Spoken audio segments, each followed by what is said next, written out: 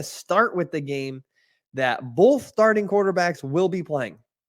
So the Chargers versus the Jaguars. So this one is a little bit challenging to pick. I've watched a bit of the Chargers this season.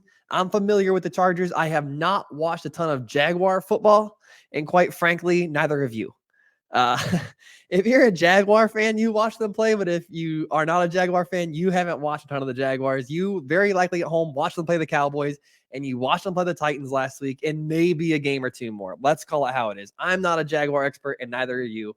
I've watched snippets of their game here and there, but I'm not going to act like I'm some sort of Jaguars analyst and I know all about them. So what I'm going to tell to you today is going to be a little bit based off feelings, and it is going to have some statistical backing, but it is a little bit more feelings based than perhaps you would typically expect out of me if you're a regular listener, Kai.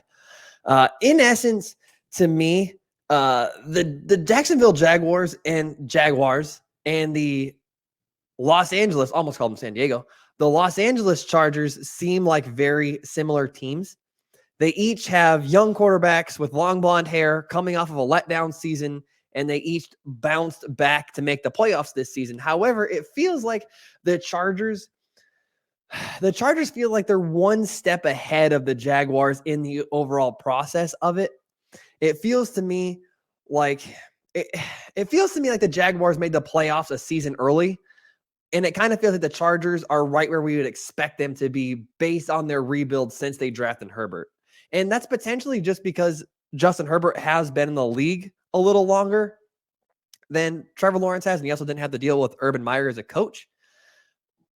But all of that taken into consideration, I don't think a ton of people outside of Nick Wright thought the Jaguars would make the playoffs. Meanwhile, the Chargers were a trendy pick to make the playoffs and were a very trendy dark horse Super Bowl team coming into this season. So that should kind of tell you what you need to know about potentially the level that these two teams are at. There's a level of expectation that the Chargers had that the Jaguars didn't, and perhaps that's reflective of the team itself. Now, the game itself, I really hate that the Chargers are dealing with a Mike Williams injury because he's special. He's just different. He's not guardable. He's too big. He's too fast. He's too strong. He's too everything. But it appears that it's not super serious, and he's currently listed as day-to-day with a back injury, but I hate that. But there is a lot about the Chargers I do really, really like in this matchup. First, aside from the meaningless game against the Broncos, the Chargers defense has been playing extremely well recently. And thanks to NFL Game Day for this graphic, since week 14, the Chargers defense has ranked first in points per game, first in total yards per game, first in pass yards per game, first in third down percent, and first in third downs allowed per game. That's really, really, really good. And I criticized the hell out of the Chargers defense earlier in this season, but they appear to have turned it around. And on the other side of this, I really dislike the Jaguars defense. They are ranked 23rd in yards per game and 5th worst in passing yards allowed. And they have the 8th fewest sacks in the league. And this is going up against the Chargers in a game where the Chargers have the 3rd best passing offense in the NFL.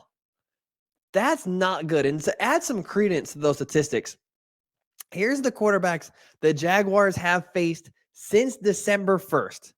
They have faced Josh Dobbs, and then against the Texans, they faced Davis Mills and Jeff Driscoll. Then against the Jets, they took on Zach Wilson and Chris Trevor.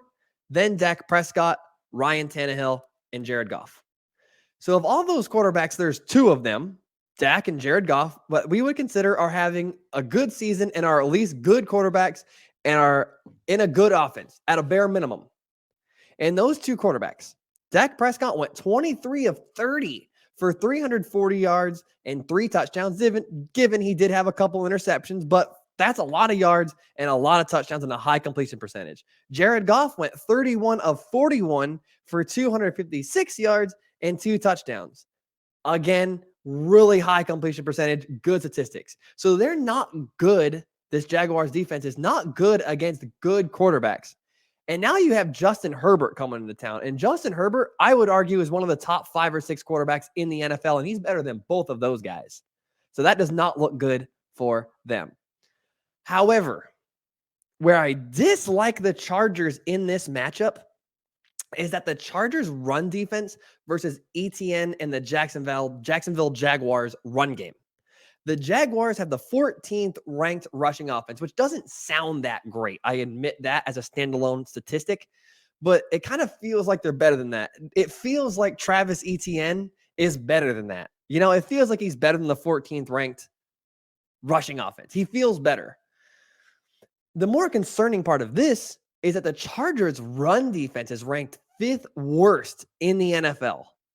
So if there's a path to victory in this game, that feels like that's potentially the path to run the ball, keep Justin Herbert off the field, keep Mike Williams off the field, keep Keenan Allen off the field, keep that offense off the field, and use that to mitigate your defense. That feels like the path to victory for the Jacksonville Jaguars in this game. Now, if it isn't obvious already, I am leaning towards the Chargers in this game for two major reasons.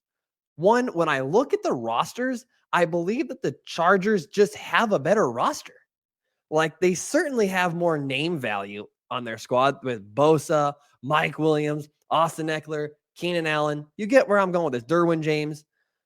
But moreover, if I look at the quarterbacks, because that's obviously going to be more important, I look at the quarterbacks. And you remember earlier when I said I felt like the Chargers were further along in the process than the Jaguars are, it also feels like the quarterbacks are further along in the process. It feels like Herbert's just a little bit further along. And like I said, he's been in the league longer. He hasn't had Urban Meyer. It feels like he should be further along. And I trust him more in this game. When we last watched the Jacksonville Jaguars in primetime last week against the Titans defense looked really good, but I wasn't super impressed with the way Trevor Lawrence played. But I'm impressed every single time I watch Justin Herbert play. And maybe that's not fair because I'm a Justin Herbert fanboy. But what I'm getting at is that I like Justin Herbert more than I like Trevor Lawrence, and I like the Chargers roster more than I like the Jaguars roster. So for that reason, I'm going to pick the Chargers this week in a close game because Vegas does have a pick 'em. I'm going to pick them a close game, 28-24. It feels like the Chargers will jump ahead in this game and the Jaguars will start a comeback but fall just short. So that's my prediction for that game.